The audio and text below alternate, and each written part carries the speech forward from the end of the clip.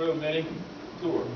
He began teaching golf in 1992, and in 1996 he became the Cluster Spar's head professional and given over 16,000 golf lessons. In 2000, Don was named top golf instructor in the Mid-Atlantic region and has been nominated 5 times for the Mid-Atlantic Professional Teacher of the Year. He is known in the golf world as the best professional of the game of golf. The final things of him is masterful, professional, and first-rate. He also had me to say something after tonight that's not in the program. Since he's sitting next to the mayor, he said, would you do me a favor and try to get me a raise? Well, I said, I'll even try that for you. He's also up for not only the regional, but he said, make it really sound good for the world golfer of the year. Is that good, Don? There he is, gentlemen, the new next member of the Hall of Fame.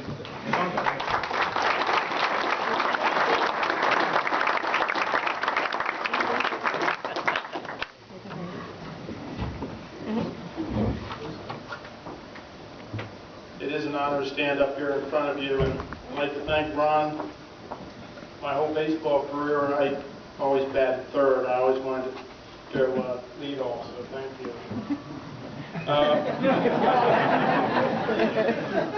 It is a wonderful honor to be here. I can assure you that. There's 2 groups of people I'd like to thank. The first group is you. Believe me, you taking time out of your day on weather like this to be here tonight makes it all the more special for myself and everyone else up here. When I'm on that, I'd like to congratulate my fellow inductees on a job well done. The next group of people that need to be recognized is the Hall of Fame committee themselves. You guys do a great job in perpetuating and continuing this wonderful tribute to the great athletes of the past, present, and the future. I think you do a great job, and I'm very, very blessed to be part of this group. Unfortunately, there's a man who's not here tonight, who would be very, very proud, and that's my father, who I think about often. But with that being said, I'm pretty sure that I am the most fortunate man in this room tonight. I am doing today what I dreamed I wanted to do as a young man, playing golf at the VFW. If someone said, Don, you can get a redo in your career, would you take it? I'm doing exactly what I want to do. And what's really cool, I've been a pro for 24 years. I'm only halfway through my career. And that's something that I come to work every day excited. Every year I do I have to have a review with my boss, and he goes, you know, this isn't a job for you. This isn't a career for you. This is what you are. This is what you do. And I think that's the best way to say it. I'm sure all of us wanted to put a lot of thought in what we're going to talk about tonight. I'm still going, and my book's not completely written yet. So I'm going to talk about 2 things. One's the Hall of Fame itself, and 2's golf. I was fortunate. I know a lot of people in the Hall of Fame and know them for a long time. And it was pretty cool to go into that room and look up there and see those great athletes like Chuck Foreman and Mr. Keller, Donnie Hammond. I mean, man, those guys they're the top. And I guess 20 years later, I go into that room and I look up at those men in that Hall of Fame. And I go, you know, there's some other guys I see now. I see Jack Griffin. I see Tom Dickman. I see George May Sr. And I go, you know, those guys were teachers, coaches, but more than that, they were mentors. And they inspired. And in George May's Case, he provided a platform for thousands of young athletes to develop their skill, and I would probably hesitate to say that those three men are probably responsible for no less than 30 other individuals to be inducted into the Hall of Fame. My hat's off to those mentors. Golf, well, I'm going to be biased, but it's the greatest sport in the world. Like about the best people. And there's always like a kind of a discussion or argument, is golf really athletic? So there's a story that Babe Ruth got into discussion with Sam Snead. Babe Ruth said, "You know, Sam, baseball is the hardest sport in the world. You got to hit a ball going over 90 miles an hour, curve it with a round bat." He said, even a great athlete, Michael Jordan, couldn't play baseball. Because he ain't paying attention. All right. Just checking. So Sam shot back. He said, "Well, Babe, that might be true." He said, "Well, we don't get 3 swings to hit a ball. And we got to play our foul balls."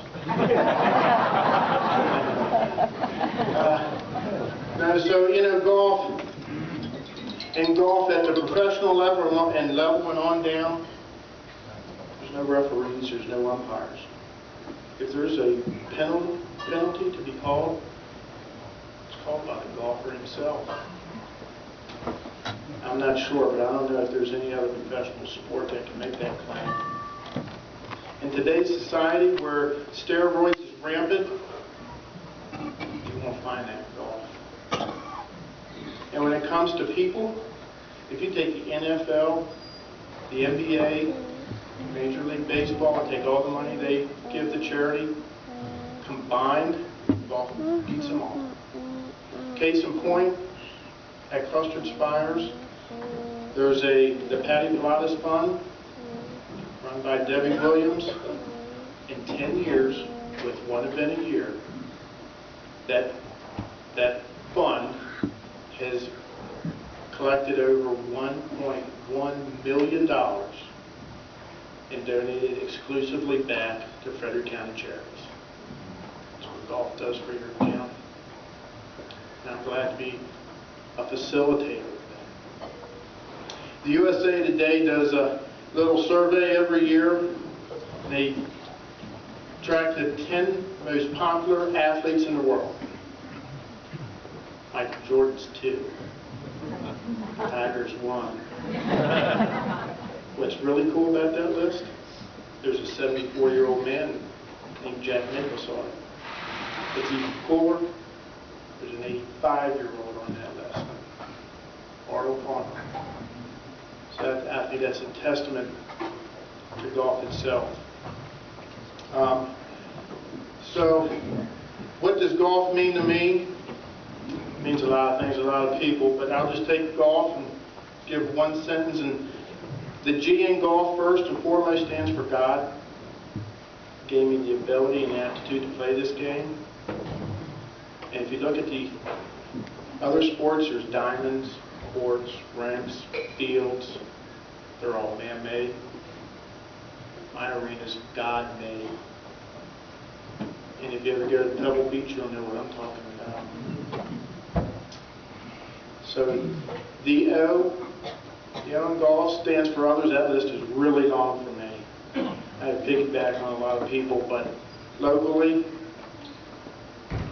saw him tonight, going to throw him in there. He gave me a chance.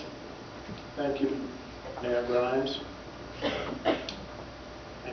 I came up here, my father was sick. Had in the back of my mind I was going to stay till whenever he passed. He lived 6 months and I was out of here. That was 18 years ago, so I'm going to hang around now.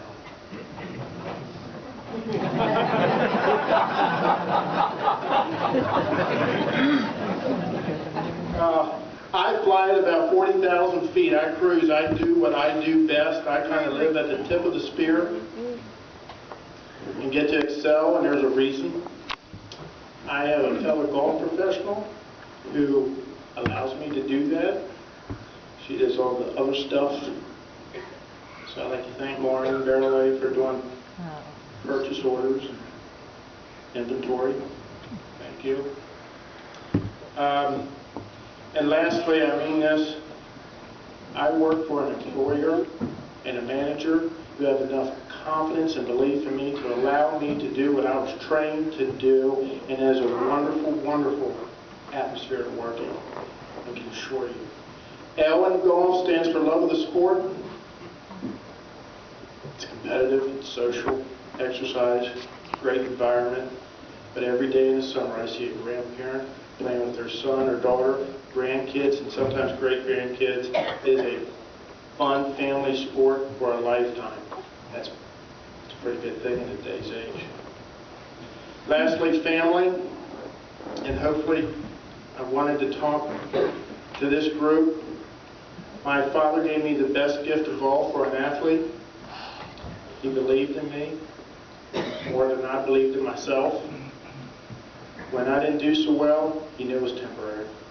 When I thought I could get here, he knew I could get there. He never lived through me, and he never pressured me. And that belief gave me the courage to go on. To the moms in the group, my mom gave me support. Before I cared about nutrition, she did.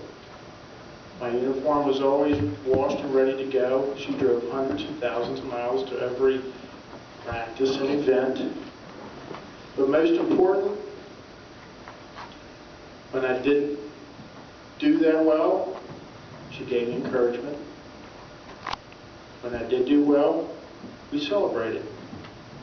Best thing in the world. And my wife, she has now become all of that.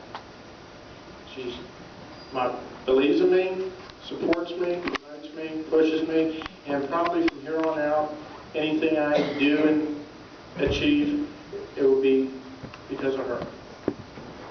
So that's what golf means to me now. To the most important people in the group, the young athlete, or if you know a young athlete, I'm going to give you the code for them to become a Hall of Famer. I can guarantee it. It's been proven.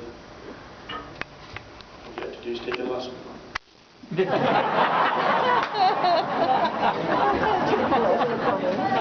Now honestly,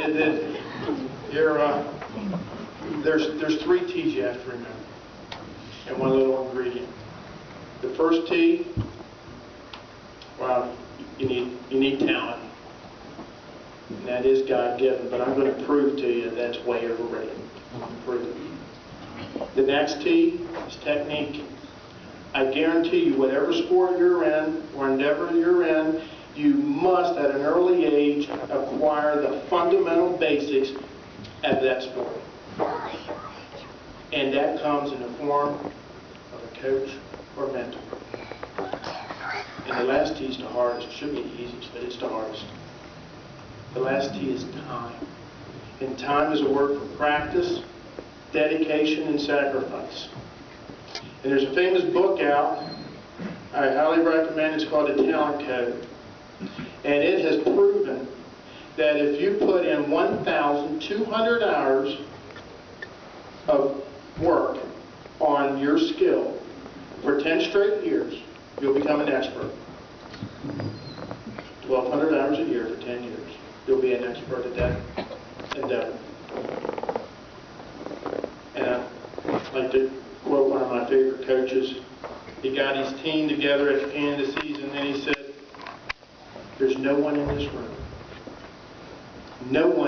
that can play this game or be on this team on talent alone." He said, "But if you all practice harder than you have your whole life, and if you believe in me and listen to me and learn some new techniques, I'll make you champions." His name is Herb Brooks. He was the coach of the 1980 USA hockey team that won the gold medal. The experts that year said that at best that team was the 5th most talented team on ice. They didn't win that year because of talent. So That's the 3 T's to become an expert. And if you want to become a Hall of Famer, you need one more ingredient. And ingredient's heart. Because you're going to lose. And I can assure you, there's going to be more than one person say you can't make it. If you believe in your heart you can, and apply those 3 T's, you'll be a Hall of Famer. Thank you. Good night.